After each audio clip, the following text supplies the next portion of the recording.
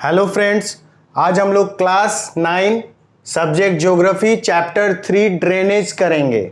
Drainage का मतलब होता है अपवाह तंत्र। अपवाह का सीधा मतलब हो गया कि रिवर किस दिशा में आगे बढ़ेगी।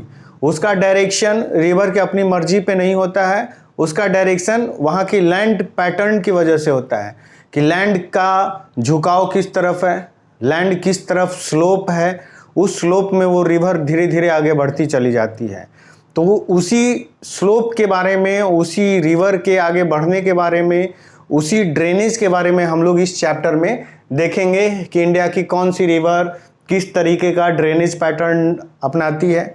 ड्रेनेज पैटर्न 4 तरह के होते हैं: dendritic pattern, trellis pattern, rectangular pattern, radial pattern. ठीक है, हम लोग इस चैप्टर में थोड़ा डिटेल में देखेंगे। आज चूंकि इस चैप्टर का पार्ट 1 है तो पार्ट 1 में हम लोग इंट्रोडक्शन पार्ट को ठीक से करेंगे और इसके वेरियस एस्पेक्ट्स को समझेंगे। आइए हम लोग इसका इंट्रोडक्शन करते हैं। The term drainage describe the river system of an area. Drainage term का मतलब होता है कि एक रिवर सिस्टम किस तरीके से फ्लो होता है, उसका बेसिन कैसा है, लार्जेस्ट है, लॉन्गेस्ट है, स्मॉल है।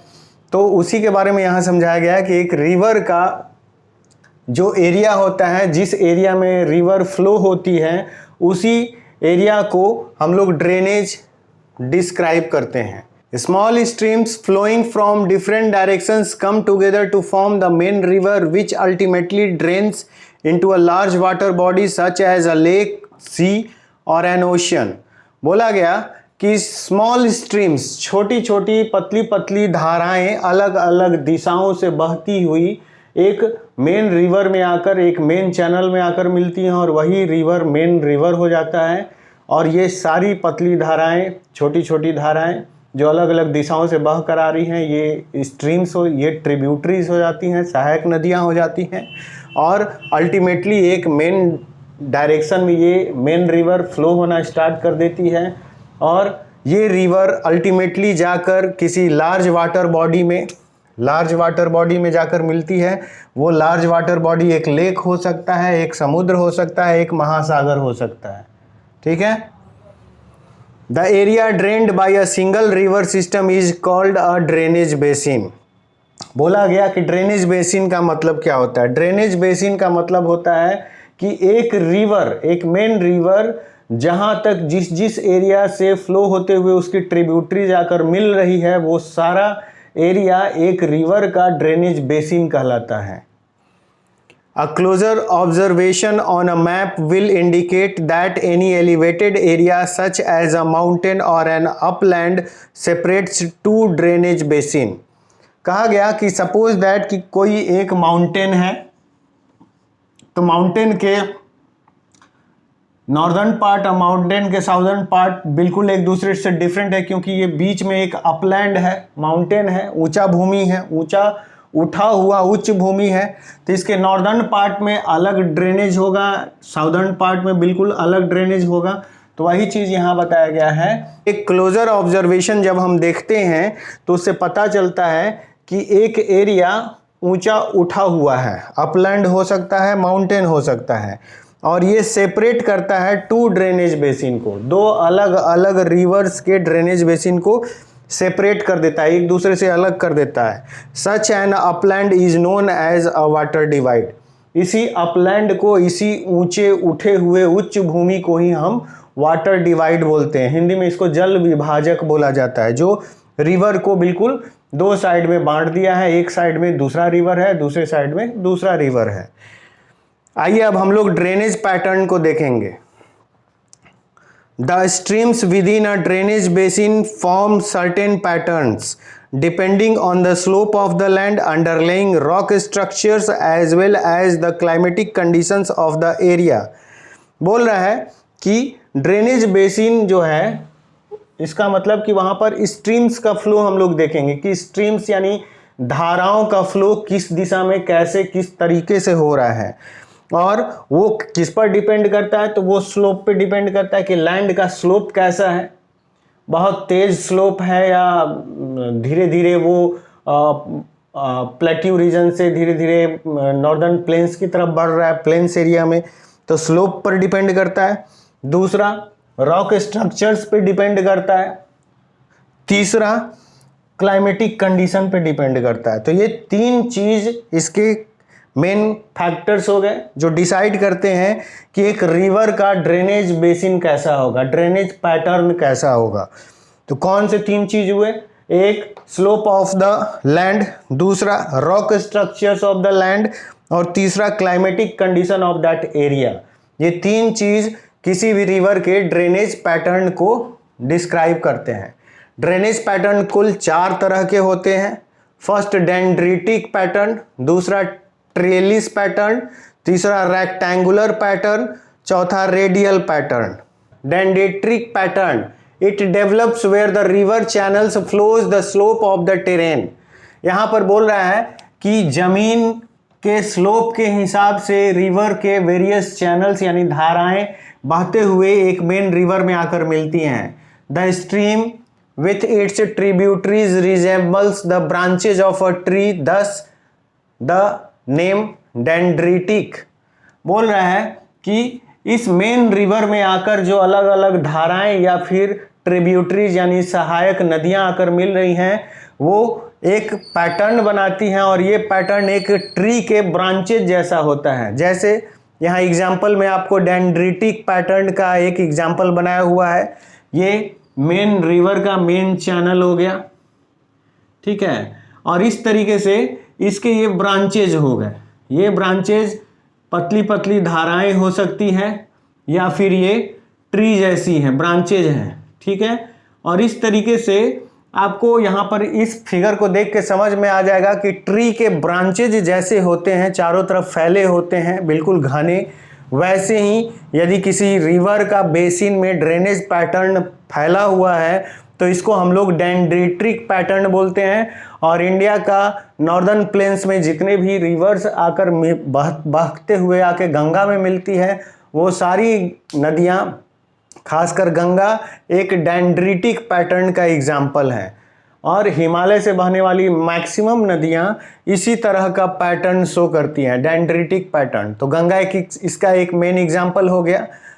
आगे point number 2, trellis pattern, a river joined by its tributaries at approximately right angles develops a trellis pattern. बताया गया कि एक रिवर जब अपने ट्रिब्यूटरीज से राइट एंगल पर आकर मिलती है तो ये एक ट्रेलिस पैटर्न बनाता है। राइट एंगल का मतलब क्या हो गया? जैसे कि एक सर्कल है तो सर्कल के जितने भी ये क्वार्टर्स हैं 90 डिग्री का, या फिर ये क्वार्टर 90 डिग्री का, या फिर ये क्वार्टर 90 डिग्री का, ये 90 डिग्री पर जब आकर एक पैटर्न मैच करता है तो इसे हम टेरेलिस पैटर्न कहते हैं। या फिर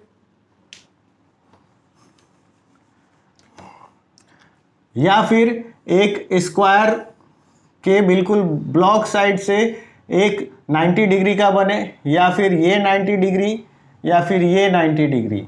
तो इस तरह से आपने 2 फिगर्स में देखा, एक सर्कल में और एक स्क्वायर में, दोनों में 90 डिग्री पर आकर जब एक मैचिंग हो रहा है तो उसे हम राइट एंगल्स बोलते हैं। और टेरेलिस पैटर्न में यही होता है, 90 डिग्री पर आकर सहायक नदियां, ट्रिब्यूटरी, जिसकी सहायक नदियां या चैनल्स या ट्रिब्यूटरीज या डिस्ट्रीब्यूटरीज आकर मैच करती हैं और एक मेन रिवर में आकर मिलती हैं, और इस तरीके से जो पैटर्न बनता है उसे हम टेरेलिस पैटर्न कहते हैं। A trellis drainage pattern develops where hard and soft rocks exist parallel to each other. बताया गया कि हार्ड एंड सॉफ्ट रॉक्स जब पैरेलल एक दूसरे से आकर मिलते हैं तो उन जगहों पे टेरेलिस पैटर्न बनता है। एग्जाम्पल लोकटक लेक मणिपुर, मणिपुर का लोकटक लेक इसी टेरेलिस पैटर्न का एग्जाम्पल है। यहाँ टेरेलिस पैटर्न का फोटोग्राफ्स भी बनाया हुआ है।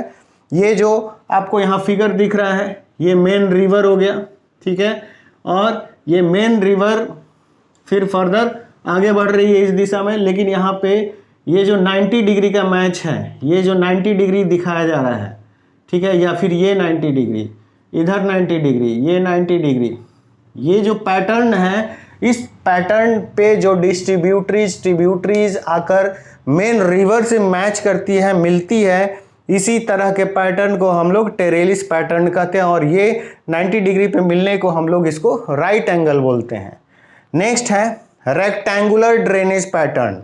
It develops on A strongly jointed Rocky terrain, जहां पर स्ट्रांगली ज्वाइंट होता है और रॉकी सरफेस होता है, पथरीला भूमि होता है, उन जगहों पे इस तरह के रेक्टेंगुलर ड्रेनेज पैटर्न बनते हैं। एग्जाम्पल में Damodar river, Subarnarekha river, Chambal river, Banas river, ये सब एग्जाम्पल हैं इस रेक्टेंगुलर ड्रेनेज पैटर्न के। यहाँ रेक्टेंगुलर ड्रेनेज पैटर्न का एक पिक्चर बनाया हुआ है।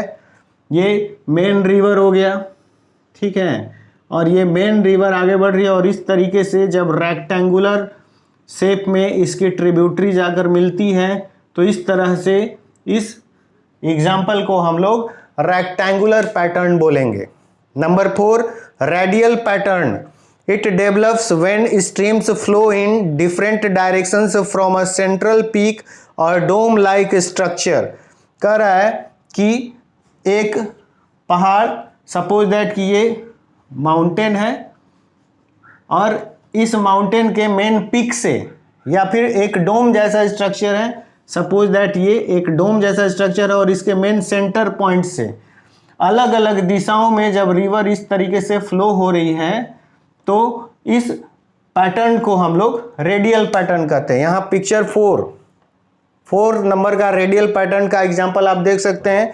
ये मेन सेंट्रल पीक हो गया या फिर डोम लाइक स्ट्रक्चर हो गया और उस पर से ये अलग अलग दिशाओं में डिफरेंट डायरेक्शंस में ये जो अलग अलग रिवर्स का फ्लो हो रहा है, यही मेन इसका रेडियल पैटर्न समझाता है।